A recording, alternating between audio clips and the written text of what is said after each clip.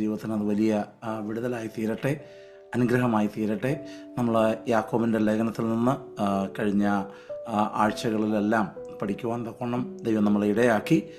ഇന്ന് രാത്രിയിലും 4-ാം അധ്യായം അതിൻ്റെ 13 മുതലുള്ള വാക്യങ്ങൾ പഠിക്കുവാൻ തക്കവണ്ണം കർത്താവിൽ ശരണപ്പെടുന്നു.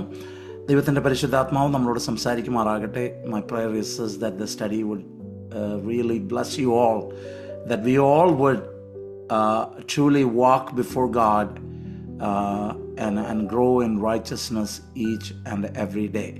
ദൈവ സന്നിധിയിൽ നമ്മൾ നീതിയോടെ നടന്ന് ഓരോ ദിവസവും കർത്താവിനോടുള്ള ആ കൂട്ടായ്മയിൽ വർദ്ധിച്ചു വരുവാൻ ദൈവം നമ്മളെല്ലാവരും ഇടയാക്കട്ടെ.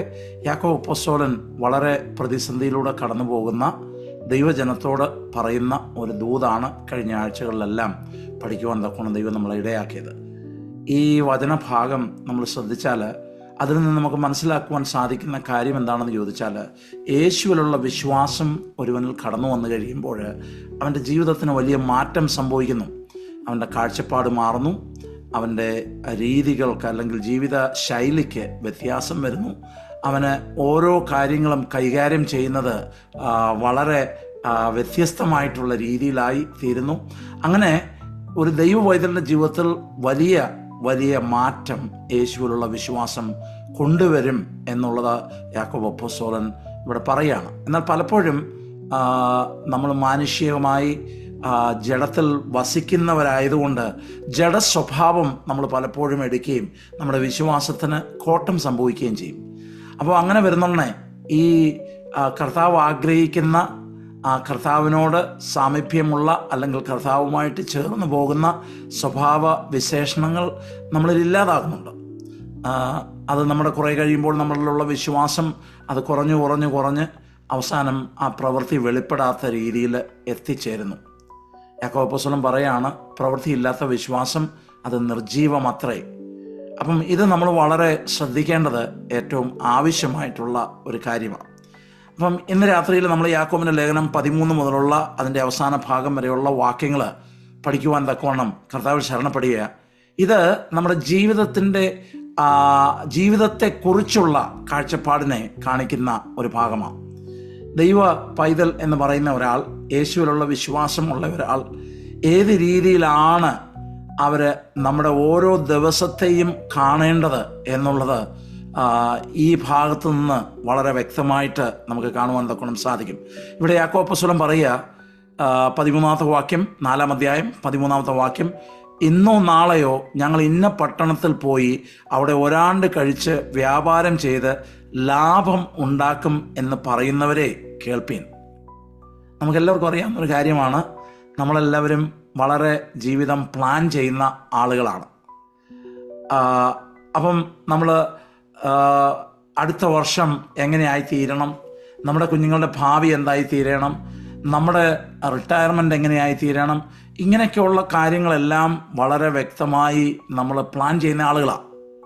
അപ്പം ഞങ്ങൾ ഇന്ന കാര്യം നാളെ ചെയ്യും അല്ലെങ്കിൽ മറ്റന്നാൾ ചെയ്യും എന്ന് പറയുന്ന ആളുകളോട് യാക്കോബ് അപ്പോസ്തലന്റെ വാക്കുകളാണ് ഈ കാണുന്നത്. ഇവിടെ ബിസിനസ്സിനോടുള്ള ബന്ധത്തിൽ ചില ആളുകൾ പറയും, ഞങ്ങൾ ആ സ്ഥലത്ത് പോയി ബിസിനസ് ചെയ്ത് ലാഭമുണ്ടാക്കും എന്ന് പറയുന്ന ആളുകൾ. അപ്പം ഇതിനോട് സാദൃശ്യം വരുന്ന രീതിയിലാണ് നമ്മൾ പലപ്പോഴും നമ്മുടെ ജീവിതത്തെക്കുറിച്ച് പറയുന്നത്. ഞാൻ അടുത്ത വർഷം ഇന്നത് ചെയ്യാൻ ആഗ്രഹിക്കുന്നു, അടുത്ത വർഷം ഞാൻ ഇന്ന ബിസിനസ് ചെയ്യാൻ ആഗ്രഹിക്കുന്നു, അടുത്ത വർഷം എൻ്റെ കൊച്ചിനെ ഇന്ന സ്ഥലത്തേക്ക് അയക്കുവാൻ ഞാൻ ആഗ്രഹിക്കുന്നു. അപ്പം നമ്മൾ ഇങ്ങനെയൊക്കെയുള്ള കാര്യങ്ങൾ പറയുന്നവരാണ്. അപ്പം നാളെക്കുറിച്ചുള്ള നമ്മുടെ ആറ്റിറ്റ്യൂഡ് എങ്ങനെയായിരിക്കണം? ഇവിടെ പറയുന്നു, നാളത്തേത് നിങ്ങൾ അറിയുന്നില്ലല്ലോ. നമ്മൾ എന്ത് പ്ലാൻ ചെയ്താലും നമ്മൾ മനസ്സിലാക്കേണ്ട ഒരു കാര്യം, നാളെക്കുറിച്ച് നമുക്കറിയത്തില്ല. നമ്മൾ ഏത് രീതിയിലായി തീരും എന്ന് നമുക്കറിയത്തില്ല. കഴിഞ്ഞ ദിവസം നമ്മുടെ കമ്മ്യൂണിറ്റിയിലുള്ള ഒരാൾ, ഞങ്ങളുടെ അടുത്ത് ഉള്ള ഒരാൾ, എനിക്ക് വ്യക്തിപരമായിട്ടുള്ള പരിചയമില്ല, എന്നാൽ ഞാൻ ന്യൂസ് കേൾക്കുവാൻ തക്കോണം അല്ലെങ്കിൽ ആ വാർത്ത അറിയുവാൻ തക്കോണം ഇടയായി തീർന്നു. അദ്ദേഹം തന്നെ 2 കുഞ്ഞുങ്ങളെയും കൊണ്ട് ജിമ്മിലേക്ക് പോയി. നല്ല വർക്കൗട്ട് ചെയ്ത് നല്ല ശരീരമുള്ള ഈ മനുഷ്യൻ തന്നെ 2 കുഞ്ഞുങ്ങൾ, മൂത്തതിന് 11 വയസ്സാണ്, അതിന് ഇളയത് എത്ര വയസ്സുണ്ടെന്ന് എനിക്കറിയത്തില്ല. അതിനെ കൊണ്ട് ഇദ്ദേഹം ജിമ്മിലേക്ക് പോകാൻ തക്കൊണ്ട് ഇടയായി തീർന്നു. അവിടെ വെയിറ്റ് എടുത്തുകൊണ്ടിരുന്ന സമയത്ത് 42 വയസ്സ് മാത്രമേ ഉള്ളൂ. അദ്ദേഹം വെയിറ്റ് എടുത്തുകൊണ്ടിരുന്ന സമയത്ത് ആ വെയിറ്റ് എന്തുകൊണ്ടോ താൻ ഉദ്ദേശിച്ചതുപോലെ എടുക്കുവാൻ സാധിക്കാതെ അത് തൻ്റെ മുകളിൽ തന്നെ വീഴുവാനും അവിടെ വെച്ച് തന്നെ മരിക്കുവാനും തക്കൊണ്ട് ഇടയായി. ഞാൻ പറയട്ടെ പ്രിയമുള്ളവരെ, നാളെയെക്കുറിച്ച് നമുക്ക് അറിയത്തില്ല. ഇത് നമ്മുടെ ഹൃദയത്തെ എപ്പോഴും ഭരിക്കേണ്ടത് ഏറ്റവും ആവശ്യമാണ്. നമ്മൾ പലപ്പോഴും നമ്മുടെ ആറ്റിറ്റ്യൂഡ് എന്താണെന്ന് ചോദിച്ചാൽ, നമ്മൾ എന്നേക്കും ഇവിടെ ജീവിക്കുന്നവരെന്നുള്ള വെയിലാണ് നമ്മൾ പലപ്പോഴും ആക്ട് ചെയ്യുന്നതും നമ്മൾ പലപ്പോഴും ബിഹേവ് ചെയ്യുന്നതും. അപ്പം ഇത് വളരെ ശ്രദ്ധിക്കേണ്ട ഒരു കാര്യം ആണ്. നാളത്തെക്കുറിച്ച് നിങ്ങൾ അറിയുന്നില്ലല്ലോ. നമുക്ക് ദൈവം തന്നിരിക്കുന്ന ഒരു ദാനമാണ് ഇന്നത്തെ ദിവസം. ഇന്നലത്തത് കഴിഞ്ഞു പോയി, നമുക്കൊന്നും ചെയ്യുവാൻ സാധ്യമല്ല. ഇന്നലെ ഇനി നമുക്ക് മടങ്ങിപ്പോകുവാൻ സാധ്യമല്ല. നാളത്തെ കാര്യം നമുക്ക് അറിയത്തില്ല. പക്ഷേ ഇന്നത്തെ കാര്യം നമ്മൾ ചിന്തിച്ചു നോക്ക്.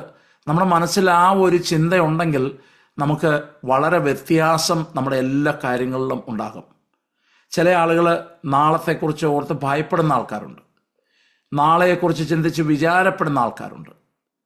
ഞാൻ പലപ്പോഴും ചിന്തിക്കാറുണ്ട്, ഒരിക്കലും പക്ഷികളോ മൃഗങ്ങളോ ഒന്നും അടുത്ത വർഷം എനിക്ക് ആഹാരം ലഭിച്ചില്ലെങ്കിൽ എന്തോ ചെയ്യും, അടുത്ത വർഷം ഒരു യുദ്ധമുണ്ടായാൽ എന്നാ ചെയ്യും, അടുത്ത വർഷം ഇവിടെ മഴയുണ്ടായില്ലെങ്കിൽ എന്നാ സംഭവിക്കും എന്നൊന്നും ഒരു മൃഗജാലങ്ങളും അവരാരും ചിന്തിച്ച് ഭാരപ്പെടാറില്ല. എന്നാൽ നമ്മൾ പലപ്പോഴും നാളെയെക്കുറിച്ച് ചിന്തിച്ച് ഭാരപ്പെടുന്ന ആളുകളുണ്ട്. എന്നാൽ ചില ആളുകൾ നാളെയെക്കുറിച്ച് അവർ വളരെ പ്ലാൻഡായി ഇന്നിന്ന കാര്യങ്ങൾ ചെയ്യും എന്ന് പറയുന്നവരുണ്ട്. എന്നാൽ നമ്മൾ മനസ്സിലാക്കേണ്ട ഒരു കാര്യം, നാളെക്കുറിച്ച് നമ്മൾ അറിയുന്നില്ല.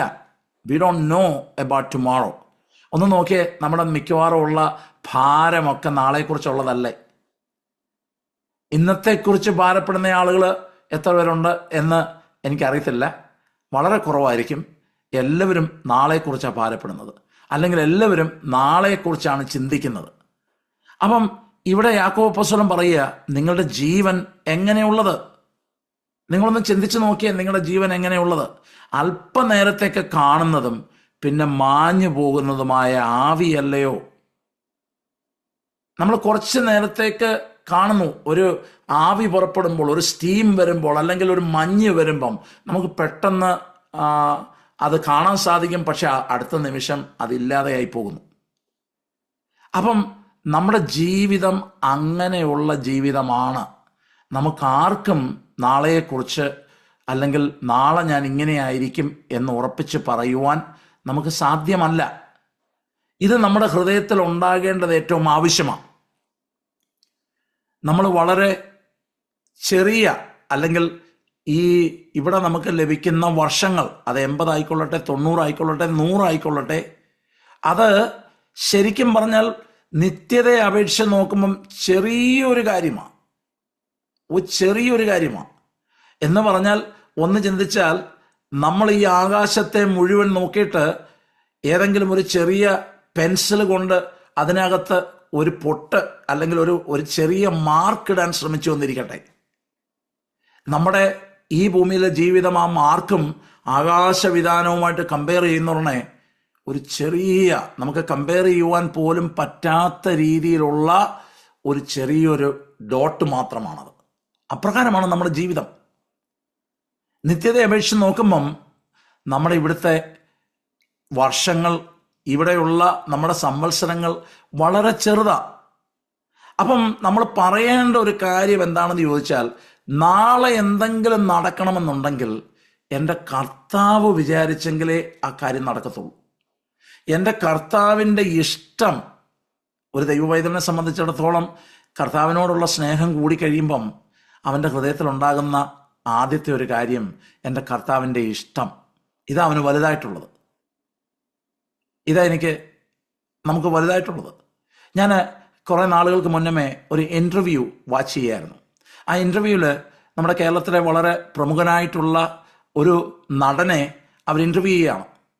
അപ്പം അദ്ദേഹത്തോട് ചോദിച്ചു, ഏറ്റവും ഇഷ്ടമുള്ള ആഹാരം അതെവിടെയാണ് നിങ്ങൾ പല രാജ്യങ്ങളിൽ, പല സ്ഥലങ്ങളിൽ, പല ആളുകളോടുള്ള ബന്ധത്തിൽ പോയിട്ടുണ്ടല്ലോ. വളരെ പ്രമുഖനായിട്ടുള്ള ഒരാളാണ്. അദ്ദേഹം പറഞ്ഞു, എനിക്ക് ഏറ്റവും ഇഷ്ടമുള്ള ആഹാരം എൻ്റെ വീട്ടിൽ എൻ്റെ ഭാര്യ ഉണ്ടാക്കി തരുന്ന ആഹാരമാണ്. എൻ്റെ ഭാര്യ ഉണ്ടാക്കി തരുന്ന ആഹാരമാണ്. ആ മനുഷ്യൻ പറയുക, അദ്ദേഹത്തിന് എന്ത് വേണമെങ്കിലും ലഭിക്കും. അപ്പോൾ അദ്ദേഹം പറഞ്ഞു, കഴിവതും തൻ്റെ പ്രവർത്തനത്തോടൊപ്പമുള്ള അല്ലെങ്കിൽ താൻ ചെയ്യുന്ന ജോലിയോടുള്ള ബന്ധത്തിൽ പോകുമ്പോൾ കഴിവതും വീട്ടിൽ നിന്നുള്ള ആഹാരം കഴിക്കാനാണ് താൻ ശ്രമിക്കുന്നത്. അപ്പോൾ അദ്ദേഹത്തോട് ഈ ആൾ ചോദിച്ചു, ഇൻ്റർവ്യൂ ചെയ്യുന്ന ആൾ ചോദിച്ചു, അപ്പം നിങ്ങളുടെ ഭാര്യ വലിയ കുക്കാണല്ലേ? അപ്പം അദ്ദേഹം പറഞ്ഞ മറുപടി, ഞാനവളെ വിവാഹം കഴിക്കുമ്പോൾ അവൾക്കൊന്നും അറിയത്തില്ലായിരുന്നു. അവൾ വളർന്നു വന്നൊരു സാഹചര്യമുണ്ട്. അവൾക്ക് ഇഷ്ടപ്പെട്ട രീതിയിൽ ആഹാരം കഴിച്ച് വളർന്നു വന്ന ഒരു സാഹചര്യമുണ്ടായിരുന്നു. എന്നാൽ എന്നെ വിവാഹം കഴിച്ച നാൾ മുതൽ അവൾ ചെയ്യുന്നൊരു കാര്യം, എനിക്കെന്താണോ ഇഷ്ടപ്പെട്ടത് അതെങ്ങനെ ഉണ്ടാക്കി തരാമെന്നുള്ളതായിരുന്നു അവളുടെ ആഗ്രഹം. അവളുടെ ഇഷ്ടങ്ങളെല്ലാം മാറ്റിവെച്ച് അവൾ എൻ്റെ ഇഷ്ടം എങ്ങനെ നടത്താം എന്നുള്ളതാണ് അവൾ നോക്കിയിട്ടുള്ളത്. അദ്ദേഹം വളരെ ബഹുമാനത്തോടെ തൻ്റെ ഭാര്യയെക്കുറിച്ച് സംസാരിക്കുന്ന വാക്കുകൾ കേൾക്കുവാൻ തക്കൊണ്ട് ഇടയായി തീർന്നു. ഞാൻ പറയട്ടെ പ്രിയമുള്ളവരെ, നമുക്കൊരാളോട് ഇഷ്ടം തോന്നിക്കഴിഞ്ഞാൽ അദ്ദേഹത്തിൻ്റെ ഇഷ്ടം ചെയ്യാനാണ് നമ്മൾ ആഗ്രഹിക്കുന്നത്. അദ്ദേഹത്തെ സന്തോഷിപ്പിക്കുന്ന കാര്യങ്ങൾ ചെയ്യാൻ ആഗ്രഹിക്കുന്നത്. അപ്പം നമ്മൾ പലപ്പോഴും നമ്മുടെ ഇൻഡിപെൻഡൻ്റ് മൈൻഡ്, ഞാൻ പറയട്ടെ പ്രിയമുള്ളവരെ, സ്വതന്ത്രമായിട്ടുള്ള ഒരു ജീവിതം എല്ലാവരും ആഗ്രഹിക്കുന്ന ഒരു കാര്യമാണ്, വളരെ ഇൻഡിപെൻഡൻ്റ് ആണെന്ന്. എന്നാൽ ഞാൻ പറയട്ടെ, ഒരാൾ കർത്താവിൽ ഡിപ്പെൻഡൻ്റാണ്. അപ്പം ഇവിടെ നാളെയെക്കുറിച്ച് പറയുമ്പം ആ ഇക്വേഷനകത്ത് ഒരു ദൈവ പൈതലിനെ സംബന്ധിച്ചിടത്തോളം അത് കർത്താവിന് ഇഷ്ടമുണ്ടെങ്കിൽ, എൻ്റെ കർത്താവ് സഹായിച്ചാൽ, ഇത് നമ്മൾ ചിന്തിക്കേണ്ടതും നമ്മുടെ വാക്കുകളിലും നമ്മുടെ പ്രവൃത്തിയിലും അത് പ്രതിഫലിക്കേണ്ടതും ഏറ്റവും ആവശ്യമാണ്. ഇവിടെ നമ്മൾ എല്ലാവരും ഫെയിലാവുന്നൊരു കാര്യമാണ്. ഞാൻ നിങ്ങളെ പഠിപ്പിക്കുമ്പോൾ തന്നെ പലപ്പോഴും നമ്മൾ എന്തെങ്കിലും കാര്യം പറയും, നാളെ നമുക്ക് ഇന്ന കാര്യം ചെയ്യാം, അല്ലെങ്കിൽ നമുക്ക് അടുത്ത വർഷം ഇന്ന കാര്യം ചെയ്യാം. ഇത് നമ്മളങ്ങ് കയറി പറയുകയാണ് ചെയ്യുന്നത്. പക്ഷേ നമ്മുടെ വാക്കുകളിലും നമ്മുടെ പ്രവൃത്തിയിലും പ്രതിഫലിക്കേണ്ട ഒരു കാര്യമാണ് ദൈവവചന പ്രകാരം ഇത്. ഇനി ഇവിടെ എന്താ പറഞ്ഞേക്കുന്നത്? നാളത്തെക്കുറിച്ച് നിങ്ങൾ അറിയുന്നില്ലല്ലോ. അതുകൊണ്ട് 15-ാമത്തെ വാക്യത്തിൽ പറഞ്ഞേക്കുന്നത്, കർത്താവിന് ഇഷ്ടമുണ്ടെങ്കിൽ ഞങ്ങൾ ജീവിച്ചിരുന്ന് ഇന്നത് ചെയ്യും എന്നല്ലയോ പറയേണ്ടത്. ഇത് പറയുന്ന ഒരു കൂട്ടം ആൾക്കാരുണ്ട്. നിങ്ങൾ ഗൾഫ് അല്ലെങ്കിൽ മിഡിൽ ഈസ്റ്റേൺ കൺട്രീസിൽ ജോലി ചെയ്തിട്ടുള്ള ആളുകളാണെങ്കിൽ, അല്ലെങ്കിൽ മുസ്ലിം സഹോദരങ്ങളുമായിട്ട് ബന്ധമുള്ള, അവരുമായിട്ട് ഇടപഴകുന്ന, നിങ്ങൾ ഇടപെട്ടിട്ടുണ്ടെങ്കിൽ നിങ്ങൾക്കറിയാവുന്നൊരു കാര്യമുണ്ട്. ഏതെങ്കിലും ഒരു കാര്യം പറയുമ്പം അവർ നാളെ കാണാം എന്ന് പറയുമ്പോൾ പോലും അവർ പറയുന്നൊരു വാക്കുണ്ട്, ഇൻഷാ അല്ലാ എന്ന് പറയുന്നൊരു വാക്കുണ്ട്, ഇഫ് ഗാഡ് വിൽസ്. അതതിൻ്റെ അർത്ഥം. ഇഫ് ഗാഡ് വിൽസ്, ദൈവം അനുവദിക്കുന്ന പക്ഷം. അപ്പം ഇത് നമ്മുടെ ചിന്തയിലും പ്രവൃത്തിയിലും കാണേണ്ട ഒരു കാര്യമാണ്. അതിൻ്റെ കാരണം എന്താണെന്ന് അറിയാമോ? നമ്മുടെ ജീവിതത്തിൻ്റെ എല്ലാ സ്പ്ലിറ്റ് സെക്കൻഡിൽ പോലും നമ്മൾ കർത്താവിൻ്റെ കൃപയിൽ ജീവിക്കുന്ന ആളുകളാണ്. കർത്താവിൻ്റെ കൃപയിൽ ജീവിക്കുന്ന ആൾക്കാരാണ്. കർത്താവിനെയാണ് നമുക്ക് നമ്മുടെ ജീവിതത്തിൻ്റെ ഇക്വേഷൻസിൻ്റെ ഭാഗമാക്കേണ്ടത്. പക്ഷെ പലപ്പോഴും നമ്മൾ ചെയ്യുന്ന എന്താണെന്ന് ചോദിച്ചാൽ, നമുക്ക് ആവശ്യം വരുമ്പം നമ്മൾ ദൈവസന്നിധിയോട് അടുത്ത് ചെല്ലുന്ന ആളുകളായിട്ടാണ് ചെയ്യുന്നത്. നമുക്കൊരു രോഗം വന്നെന്നിരുന്നോട്ടെ, നമുക്ക് പണത്തിൻ്റെ ആവശ്യം വന്നെന്നിരുന്നോട്ടെ, നമ്മുടെ ജീവിതത്തിൽ ഏതെങ്കിലും പ്രതിസന്ധികൾ കടന്നു വന്നു എന്നിരുന്നോട്ടെ, നമ്മുടെ ജീവിതത്തിൽ വല്ലാത്ത ദുഃഖത്തിൻ്റെ അവസ്ഥകൾ കടന്നു വന്നു എന്നിരിക്കട്ടെ, ആ സമയത്ത് നമ്മൾ എപ്പോഴും നമ്മൾ ഓടിച്ചെല്ലണ്ടെന്നല്ല ഞാൻ പറഞ്ഞത്. പക്ഷെ അന്നേരം മാത്രം, ആവശ്യമുള്ളപ്പം മാത്രം ഓടിച്ചെല്ലുന്ന ആളുകളായിട്ട് നമ്മൾ മാറും. നമുക്ക് ATM മെഷീനോട് വലിയ താല്പര്യമൊന്നുമില്ല. നമ്മളാരും എവിടെയൊക്കെ ATM ഇരിക്കുന്നു എന്നൊന്നും നമ്മൾ നോക്കാറില്ല. പക്ഷേ എപ്പോഴെങ്കിലുമൊക്കെ പണത്തിൻ്റെ ആവശ്യം വരുമ്പം നമ്മൾ അന്നേരമാണ് നമ്മുടെ കാർഡിനെ കുറിച്ച് ചിന്തിക്കുന്നതും, അന്നേരമാണ് നമ്മൾ ആ ATM മെഷീനിലേക്ക് പോയി നമ്മൾ പണം എടുക്കുന്നു. പിന്നെ അതിനോട് യാതൊരു ബന്ധവും നമുക്കില്ല. അപ്പം പലപ്പോഴും നമ്മുടെ ജീവിതത്തിലും ഇങ്ങനെയാണ്. പക്ഷേ ദൈവം ആഗ്രഹിക്കുന്നത് നമ്മുടെ വാക്കിലും പ്രവൃത്തിയിലുമെല്ലാം എപ്പോഴും കർത്താവുമായിട്ടുള്ള ആ ബന്ധം, അല്ലെങ്കിൽ യേശു ആഗ്രഹിക്കുന്ന കാര്യമാണ്. നമ്മൾ പലപ്പോഴും വിട്ടുപോകുന്ന ഒരു കാര്യമായത്. ഒരുപക്ഷെ നമുക്ക് പ്രാക്ടീസ് ഇല്ലാത്തതുകൊണ്ടായിരിക്കാം, ഒരുപക്ഷെ നമ്മൾ ശ്രദ്ധിക്കാത്തത് കൊണ്ടായിരിക്കാം, ഒരുപക്ഷെ നമ്മളിങ്ങനെ ജീവിച്ച് കുറച്ച് വർഷങ്ങൾ കടന്നു വന്നപ്പം നമ്മുടെ ജീവിതചര്യയൊക്കെ ആ രീതിയിലായതുകൊണ്ടായിരിക്കാം. പക്ഷെ നമ്മൾ തിങ്ക് ചെയ്യേണ്ട ഒരു കാര്യം, കർത്താവ് നമ്മുടെ ജീവിതത്തിൻ്റെ ഇക്വേഷനിലുണ്ടെങ്കിൽ നമ്മുടെ ജീവിതം എല്ലാ അവസ്ഥയിലും അത് ഏറ്റവും ധന്യമായി തീരും. അതിന് നല്ല ഒരു ഉദാഹരണമാണ് ദാവീദ്. ദാവീദിൻ്റെ ജീവിതത്തിൻ്റെ നല്ല സമയത്തും തൻ്റെ ജീവിതത്തിൻ്റെ ഏറ്റവും കാഠിന്യമേറിയ സമയത്തും തൻ്റെ ജീവിതത്തിലെ യുദ്ധത്തിൻ്റെ സമയത്തും തൻ്റെ ജീവിതത്തിലെ ഏറ്റവും സമ്പന്നവുമായിട്ടുള്ള, എല്ലാം സാറ്റിസ്ഫൈഡ് ആയിട്ടുള്ള ആ തൃപ്തിയുടെ സമയത്തും അദ്ദേഹം എപ്പോഴും ദൈവവുമായിട്ടുള്ളൊരു ബന്ധം അദ്ദേഹത്തിനുണ്ടായിരുന്നു. താൻ ഏതിനെക്കാട്ടിലും ആഗ്രഹിച്ചത് ദൈവമായിട്ടുള്ള ബന്ധമാണ്. ഏതിനെക്കാട്ടിലും.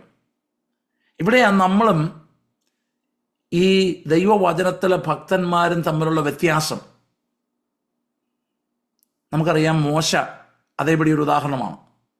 തന്നോട് പറഞ്ഞു, എല്ലാ കാര്യങ്ങളും ഞാൻ നൽകിത്തരാം, ഞാൻ നിന്നോട് പറഞ്ഞതുപോലെ ഈ ജനത്തിന് എല്ലാ കാര്യങ്ങളും ഞാൻ ചെയ്തു തരാം, ഞാൻ നിനക്ക് മുന്നമേ ഒരു ദൂതനെ അയക്കാം. ഈ കാര്യം ആരാ ആഗ്രഹിക്കാത്ത കുറച്ച് അത്ഭുതങ്ങളും അടയാളങ്ങളും ഒക്കെ? ആരാ ആഗ്രഹിക്കാത്തത് ഒരു ദൂതൻ നമുക്ക് ചുറ്റും നമ്മുടെ കൂടെ നടന്ന് നമ്മൾ ആഗ്രഹിക്കുന്ന എല്ലാ കാര്യങ്ങളും നമുക്ക് വേണ്ടി നടത്തിത്തരാൻ ആരാ ആഗ്രഹിക്കാത്തത്? എന്താ മോശ പറഞ്ഞത്? നീ അങ്ങ് എൻ്റെ കൂടെ പോരുന്നില്ലെങ്കിൽ I'm not going. If you not going with me I'm not going. അപ്പം എന്താണ് അദ്ദേഹം ഏറ്റവും കൂടുതൽ വാല്യൂ ചെയ്തത്? അദ്ദേഹം വാല്യൂ ചെയ്ത കാര്യം എന്താണെന്ന് വെച്ചാൽ, ദൈവമേ, അങ്ങയുടെ സാന്നിധ്യമാണ് എനിക്ക് വലുത്, അങ്ങ് എൻ്റെ ജീവിതത്തിൻ്റെ ഭാഗമായിരിക്കണം. ഇത് തന്നെ യാക്കോബ് അപ്പോസ്തലൻ വേറൊരു രീതിയിൽ പറയുന്നു. കാരണം ഈ ആളുകൾ മറ്റൊരു രീതിയിലേക്ക് നീങ്ങിയ. ഓക്കെ, അപ്പം നമ്മൾ പറയേണ്ടത് അങ്ങനെയാണ്. നമ്മൾ കർത്താവിനോടുള്ള ബന്ധത്തിൽ ആ ഒരു ഹ്യൂമിലിറ്റി നമുക്കുണ്ടാകേണ്ടത് ഏറ്റവും ആവശ്യമാണ്. ഞാൻ പറഞ്ഞു, ചിലപ്പോൾ നമ്മൾ ശ്രദ്ധിക്കാത്തത് കൊണ്ടായിരിക്കാം, ചിലപ്പോൾ നമ്മൾ ഇതുവരെ അങ്ങനെ പഠിക്കാത്തത് കൊണ്ടായിരിക്കാം, അല്ലെങ്കിൽ നമ്മളെ ആരും അങ്ങനെ പഠിപ്പിക്കാത്തത് കൊണ്ടായിരിക്കാം. ഇനി വേറൊരു രീതികളുണ്ട്.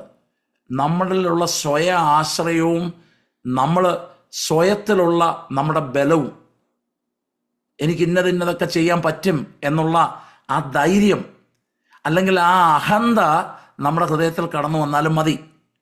അടുത്ത വാക്യം യാക്കോബ് അപ്പോസ്തലൻ ഇങ്ങനെ പറയുക, നിങ്ങളോ വമ്പു പറഞ്ഞ് പ്രശംസിക്കുന്നു, നിങ്ങളോ വമ്പു പറഞ്ഞ് പ്രശംസിക്കുന്നു, ഈ വക പ്രശംസ എല്ലാം ദോഷം ആകുന്നു. അപ്പം നമ്മുടെ ഇടയ്ക്ക് ഇഷ്ടം പോലെ വമ്പ് പറയുന്ന ആൾക്കാരുണ്ട്. നമുക്കുള്ളതൊന്ന് കാണിക്കാൻ വേണ്ടി, അല്ലെങ്കിൽ വളരെ പ്രൈഡ്ഫുള്ളായിട്ട് നമ്മളെ തന്നെ പ്രസൻറ്റ് ചെയ്യാറുണ്ട്. നമ്മൾ വളരെ ശ്രദ്ധിക്കേണ്ട ഒരു കാര്യമാണ്. കാരണം അനുഗ്രഹത്തിന് തടസ്സമായിട്ട് നിൽക്കുന്ന ഒരു കാര്യമാണ് ഈ നമ്മൾ പറഞ്ഞ ജീവിതത്തെക്കുറിച്ചുള്ള കാഴ്ചപ്പാടാണ് പറഞ്ഞത്. നമ്മൾ എത്ര ചെറുതാണ്, നമ്മുടെ ജീവിതം എത്ര നൈമിഷികമാണ് എന്ന് നമ്മൾ ചിന്തിച്ചാൽ നമ്മളിത് പറയത്തില്ല. ഞാൻ എത്ര ബോസ്റ്റ് ചെയ്താലും അടുത്ത നിമിഷം ഒരു ചെറിയ എൻ്റെ ജീവിതത്തിലെ, അല്ലെങ്കിൽ എൻ്റെ ശരീരത്തിലെ ഏതെങ്കിലും ഒരു അവയവം ഒന്ന് മാൽ ഫങ്ഷൻ ചെയ്താൽ അതെല്ലാം കുഴപ്പമായിട്ട് തീരും.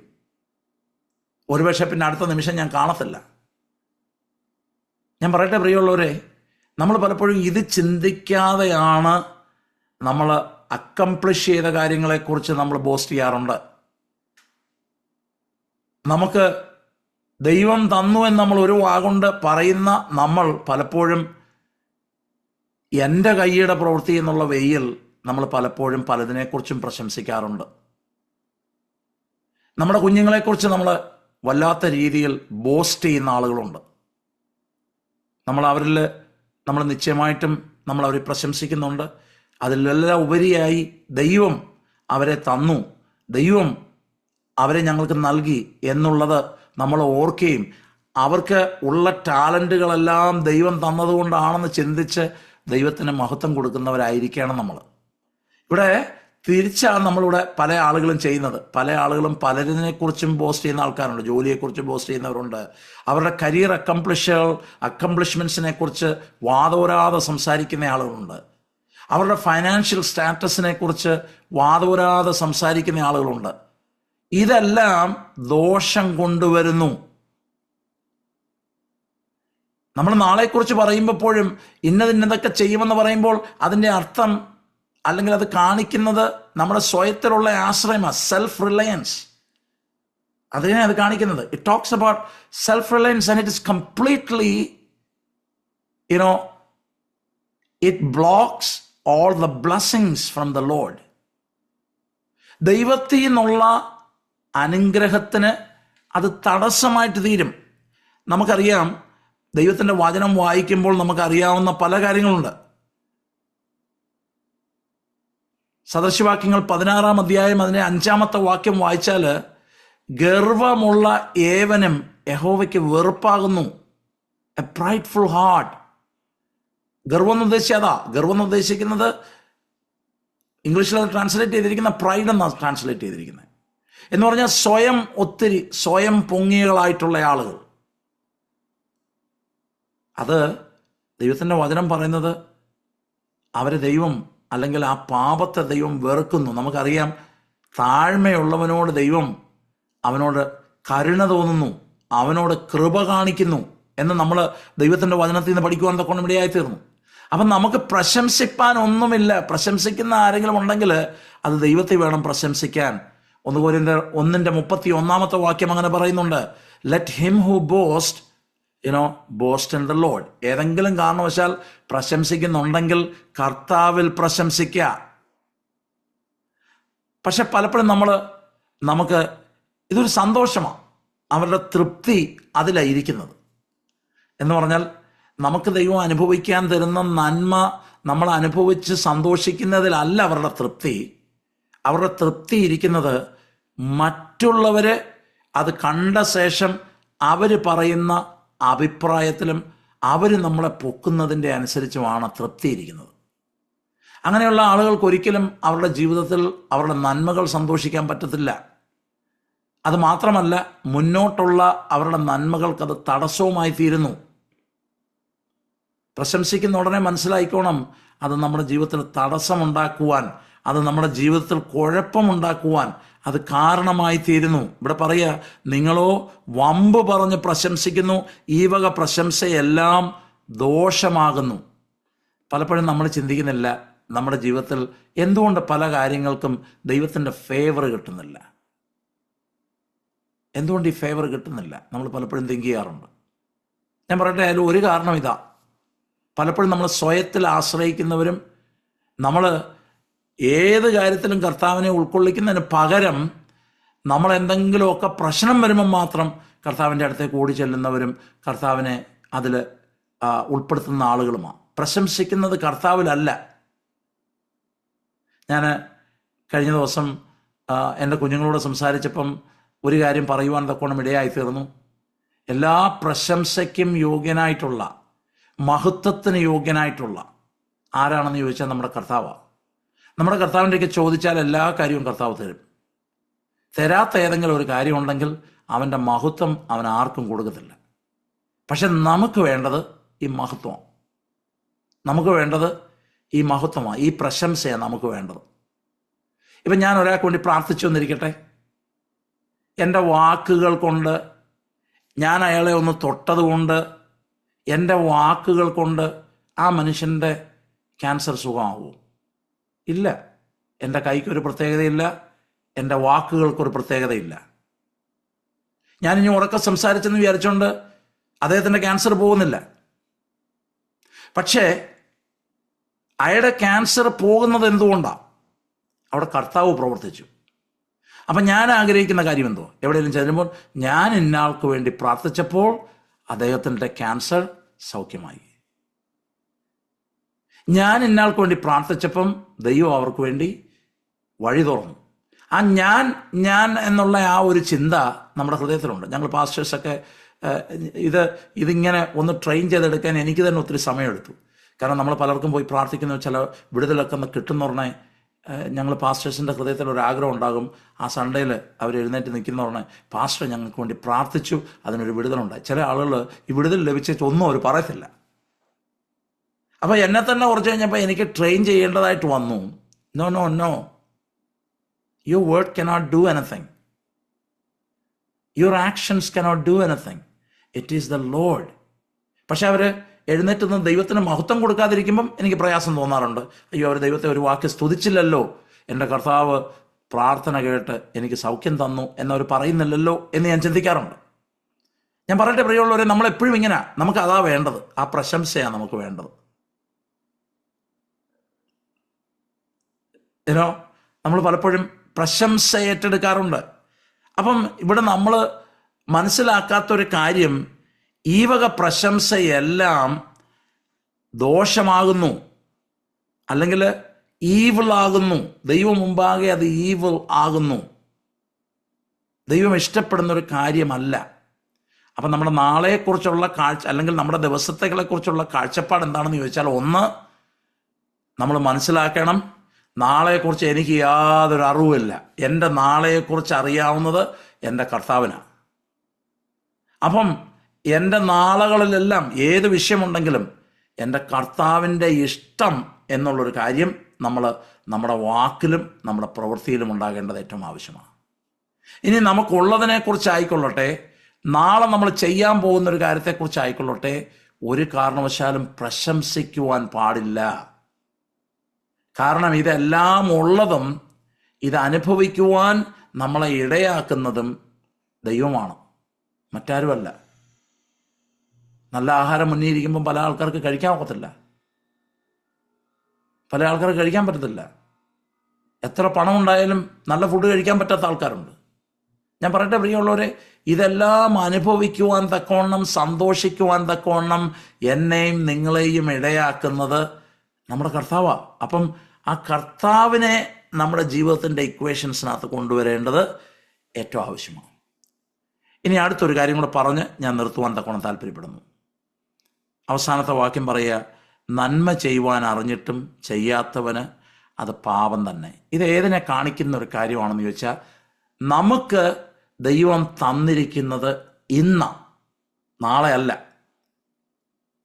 ഈ ഒരു ദിവസമാണ് നമുക്ക് ദാനമായിട്ട് ദൈവം തന്നേക്കുന്നത്. എൻ്റെ മുന്നിൽ ഇപ്പോൾ ഉള്ളത് ഈ ഒരു സമയമാണ്. ഇന്ന് വൈകിട്ട് എന്തായി തീരുമെന്ന് എനിക്ക് പറയാൻ പറ്റത്തില്ല. ഇന്ന് രാത്രിയിൽ എന്ത് നടക്കും എന്നെനിക്ക് പറയാൻ പറ്റത്തില്ല. നാളെ ഞാൻ കാണുമോ ഇല്ലയോ എന്നെനിക്ക് പറയാൻ പറ്റത്തില്ല.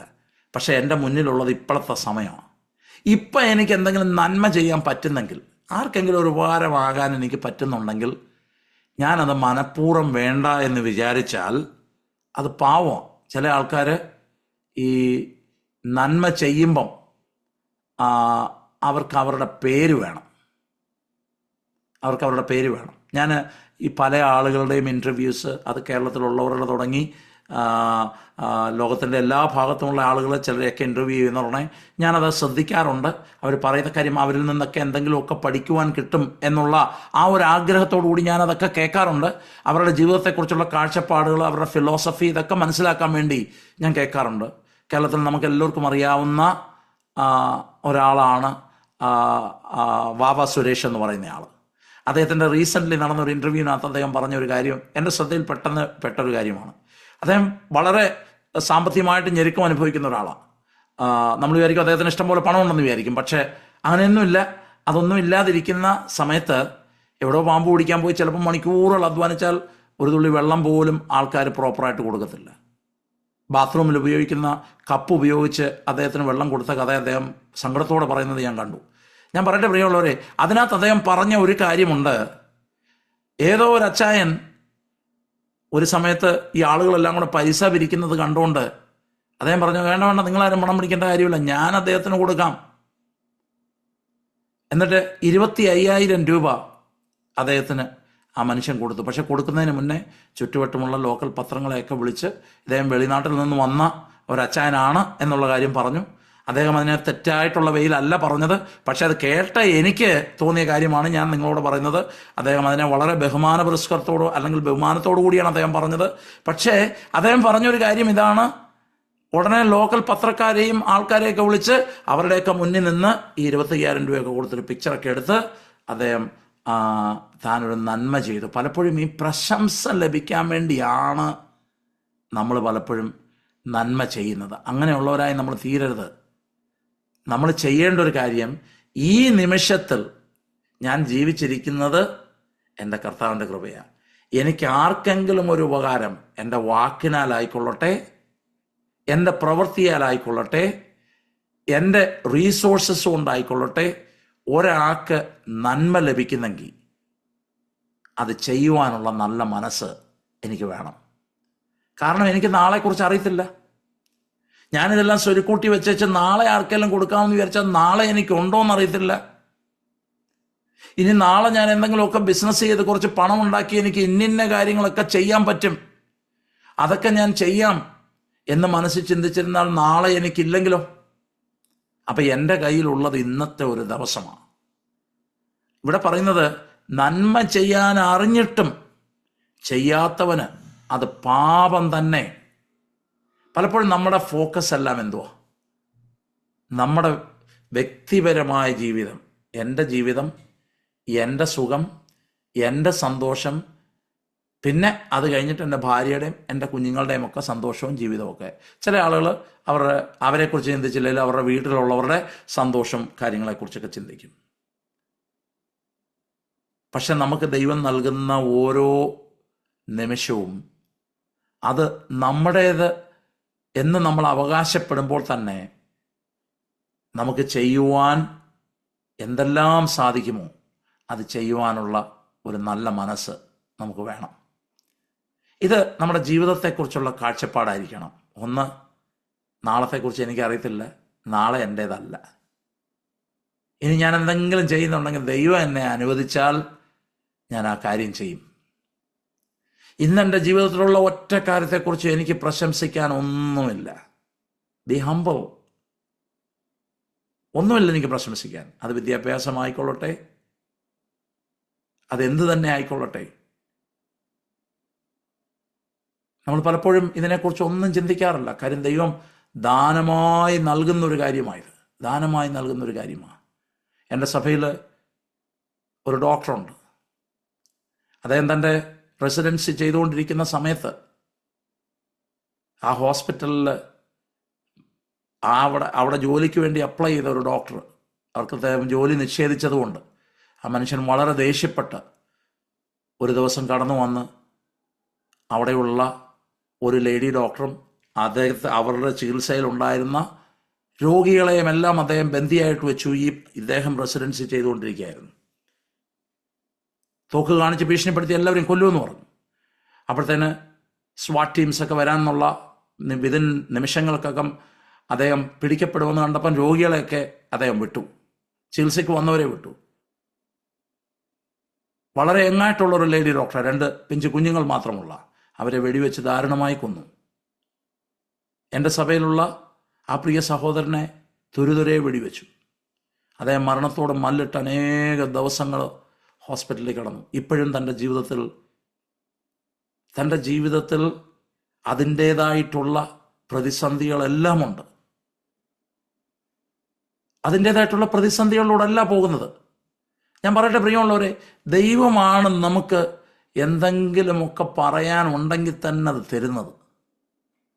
അപ്പം നിശ്ചയമായിട്ടും നമുക്ക് എന്തെങ്കിലുമൊക്കെ ലഭിച്ചിട്ടുണ്ടെങ്കിൽ അത് നന്മ ചെയ്യുവാൻ നമ്മൾ ഒരിക്കലും മറന്നു പോകരുത്. ഇത് നമ്മുടെ ഹൃദയത്തിൽ ഉണ്ടാകേണ്ട ഒരു കാര്യമാണ്. ഇത് നമ്മുടെ ഹൃദയത്തിൽ നിറഞ്ഞു നിൽക്കേണ്ട ഒരു കാര്യമാണ്. ഞാൻ ഒരു കാര്യം കൂടെ പറഞ്ഞ് അവസാനിപ്പിക്കുവാൻ തക്കോണം താല്പര്യപ്പെടുന്നു. മത്തായിയുടെ സുവിശേഷം 25-ാം അധ്യായം അതിൻ്റെ അവസാന ഭാഗത്തേക്ക് വരുമ്പോൾ കർത്താവ് പറയുന്ന ഒരു കാര്യമുണ്ട്. താന് ആളുകളെല്ലാം 2ആയിട്ട് തിരിച്ച ശേഷം ഒരു കൂട്ടത്തിലുള്ള ആളുകളോട് കർത്താവ് പറയുക, അതിൻ്റെ 34-ാമത്തെ വാക്യം മുതൽ, 25 അധ്യായം, രാജാവ് തൻ്റെ വലത്തുഭാഗത്തുള്ളവരോട് അരുളിച്ചെയ്യും, എൻ്റെ പിതാവിനാൽ അനുഗ്രഹിക്കപ്പെട്ടവരെ വരുവിൻ, ലോകസ്ഥാപനം മുതൽ നിങ്ങൾക്കായി ഒരുക്കിയിരിക്കുന്ന രാജ്യം അവകാശമാക്കിക്കൊള്ളുവിൻ. എനിക്ക് വിശന്നു, നിങ്ങൾ ഭക്ഷിപ്പാൻ തന്നു, ദാഹിച്ചു, നിങ്ങൾ കുടിപ്പാൻ തന്നു, ഞാൻ അതിഥിയായിരുന്നു, നിങ്ങൾ എന്നെ ചേർത്തുകൊണ്ടു, നഗ്നനായിരുന്നു, നിങ്ങൾ എന്നെ ഉടുപ്പിച്ചു, രോഗിയായിരുന്നു, നിങ്ങൾ എന്നെ കാണുവാൻ വന്നു, തടവിലായിരുന്നു, നിങ്ങൾ എൻ്റെ അടുക്കൽ വന്നു. അതിന് നീതിമാന്മാർ അവനോട്, ഈ ആളുകൾ പറയുക, കർത്താവേ, ഞങ്ങളെപ്പം നിന്നെ വിശന്ന് കണ്ടിട്ട് ഭക്ഷിപ്പാൻ തരികയോ ദാഹിച്ചിട്ട് കുടിപ്പാൻ തരികയോ ചെയ്തു? അപ്പം അവർക്ക് പോലും ഓർമ്മയില്ല അവര് ഈ ചെയ്ത കാര്യത്തെക്കുറിച്ച്. അവർ കർത്താവിനെ കണ്ടില്ല. അപ്പം ഞങ്ങൾ എപ്പോൾ നിന്നെ അതിഥിയായി കണ്ടിട്ട് ചേർത്ത് കൊള്ളുകയോ നഗ്നനായി കണ്ടിട്ട് ഉടുപ്പിക്കുകയോ ചെയ്തു? രാജാവ് അവരോട്, എൻ്റെ ഈ ഏറ്റവും ചെറിയ സഹോദരന്മാരിൽ ഒരുത്തന് നിങ്ങൾ ചെയ്തിടത്തോളം എല്ലാം എനിക്ക് ചെയ്തു എന്ന് ഞാൻ സത്യമായി നിങ്ങളോട് പറയുന്നു എന്നരുളി ചെയ്യും. ഇനി അടുത്തൊരു കൂട്ടം ആൾക്കാരുണ്ട്, ഇടത്തുള്ള ആളുകളോട് പറയുക, ശപിക്കപ്പെട്ടവരെ എന്നെ വിട്ട് പിശാചിനും അവൻ്റെ ദൂതന്മാർക്കും ഒരുക്കി വെച്ചിരിക്കുന്ന നിത്യ അഗ്നിയിലേക്ക് പോകുവിൻ.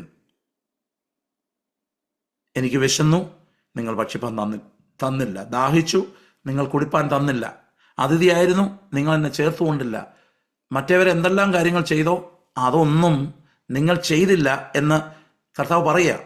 അതിനവർ, കർത്താവേ, ഞങ്ങൾ നിന്നെ, അപ്പം അവരും വിളിക്കുന്ന വിളി കർത്താവേന്നാ. കർത്താവിനെ അറിയാവുന്ന ആൾക്കാരാ. ഞങ്ങളെപ്പോഴാണ് അങ്ങേ കണ്ടത്? ഞങ്ങളെപ്പോഴാണ് അങ്ങയ്ക്ക് വിശന്നിട്ട് തരാതിരുന്നത്? എന്താ അവിടെ സംഭവിച്ചത്? ഈ ആളുകൾ അവരുടെ ജീവിതത്തെ മാത്രം നോക്കി വളരെ സെൽഫിഷായിട്ട് അവർ മുന്നോട്ട് പോകുമായിരുന്നു. അവരുടെ സെക്കൻഡ് നേച്ചർ അല്ലായിരുന്നു നന്മ ചെയ്യുക എന്നുള്ളൊരു കാര്യം. എന്നിട്ട് അവരെക്കുറിച്ച് കർത്താവ് പറയുന്ന കാര്യമാണ്, ഏറ്റവും ചെറിയവൻ ഒരുത്തന് നിങ്ങൾ ചെയ്യാത്തിടത്തോളം എല്ലാം എനിക്കാകുന്നു ചെയ്യാത്തത് എന്ന് ഞാൻ സത്യമായിട്ട് നിങ്ങളോട് പറയുന്നു എന്ന് ഉത്തരം അരുളും. എന്നിട്ട് അടുത്ത വാക്യം, ഇവർ നിത്യദണ്ഡനത്തിലേക്കും നീതിമാന്മാർ നിത്യജീവനിലേക്കും പോകും. A sad end four A group of people. കാര്യം എന്താണെന്നറിയാം? അവർ നന്മ ചെയ്യേണ്ട സ്ഥാനത്ത് അവർ ചെയ്തില്ല. അവരെ മാത്രം ഫോക്കസ് ചെയ്ത് പോകുന്നവരായിട്ട് തീർന്നു. അപ്പം നമ്മുടെ ജീവിതത്തെക്കുറിച്ചൊരു കാഴ്ചപ്പാടുണ്ടെങ്കിൽ നമുക്ക് നിശ്ചയമായിട്ടും നമുക്കറിയാം നാളത്തെ ദിവസം എൻ്റെതല്ല. ഞാൻ പറഞ്ഞ കാര്യങ്ങൾ മറന്നു പോകരുത്. എന്തെങ്കിലും ഞാൻ ചെയ്യുന്നുണ്ടെങ്കിൽ എൻ്റെ കർത്താവിൻ്റെ ഹിതമാണെങ്കിൽ ഞാനത് ചെയ്യും. എൻ്റെ ജീവിതത്തിലെ എല്ലാ കാര്യത്തിലും ഞാൻ കർത്താവിനെ ഉൾപ്പെടുത്തുന്നു. ഇന്നെനിക്കുള്ള ഒരു കാര്യത്തിലും ഞാൻ പ്രശംസിക്കുകയോ വമ്പ് പറയുകയോ ചെയ്യുന്നില്ല. എനിക്ക് അതുണ്ട്, എനിക്ക് ഇതുണ്ട്, ഞാൻ അങ്ങനെയാണ് ഇങ്ങനെയാണ്. ഒരു ഷോ ഓഫും ഇല്ല. B humble. അതിൻ്റെ അർത്ഥം ദൈവം നിങ്ങൾക്ക് എന്തെങ്കിലും തന്നിട്ടുണ്ടെങ്കിൽ ഉപയോഗിക്കുക, എൻജോയ് ചെയ്യുക, ദൈവത്തിന് നന്ദി പറയുക, അതിപ്രശംസിച്ച് അത് മറ്റുള്ളവരുടെ മുമ്പിൽ നിങ്ങളുടെ വാല്യൂ കൂട്ടാനുള്ള ഒരു കാര്യമായിട്ട് ഒരിക്കലും മാറ്റരുത്. അടുത്ത കാര്യം, നമുക്ക് ഇന്നാ ഉള്ളത്. എന്തെങ്കിലുമൊക്കെ ചെയ്യാൻ പറ്റുന്നെങ്കിൽ ഇന്ന് ചെയ്യുക. നന്മ ചെയ്യാൻ അറിഞ്ഞിട്ടും ചെയ്യാത്തവന് അത് പാപം ആകുന്നു എന്ന് ദൈവത്തിൻ്റെ വചനം ഇവിടെ പറയുന്നു. നല്ല കാഴ്ചപ്പാടുള്ളവരായി ജീവിതത്തെക്കുറിച്ച് നല്ല ഒരു കാഴ്ചപ്പാട് നമ്മുടെ ജീവിതത്തിൽ കടന്നു വന്നിട്ട് ക്രിസ്തുവിന് കൊള്ളാവുന്നവരായി നമുക്ക് ഓരോരുത്തർക്കും ആയിരിക്കാം എന്ന് കേട്ട വചനം നിങ്ങൾക്ക് എല്ലാവർക്കും അനുഗ്രഹമായി തീരുമെന്ന് ഞാൻ പൂർണ്ണമായിട്ടും വിശ്വസിക്കുന്നു. ജീവിതത്തിലെ ഓരോ രീതികൾക്കും മാറ്റം കൊണ്ടുവന്ന് ചെറിയ ചെയ്തു തുടങ്ങുക. Let me tell you, probably you're not used to this, but start somewhere. ചെറുതായിട്ട് തുടങ്ങുക. Do something about it. Take a different look at your life. Move forward, praising God, and that's going to be a blessing in your life. നമ്മൾ ദൈവസന്നിധിയിൽ പ്രാർത്ഥിക്കുവാൻ വേണ്ടി പോവുകയാണ്. ദൈവം നമ്മളെല്ലാവരെയും സഹായിക്കുമാറാകട്ടെ. എന്തെങ്കിലും ക്വസ്റ്റ്യൻസ് ഉണ്ടെങ്കിൽ we will just talk about it after the prayer. ഇന്ന് രാത്രി ഈ വചനം കേട്ട് അനുഗ്രഹിക്കപ്പെട്ടവരായി നമുക്കായിരിക്കാം. ദൈവം എല്ലാവരെയും സഹായിക്കുമാറാകട്ടെ.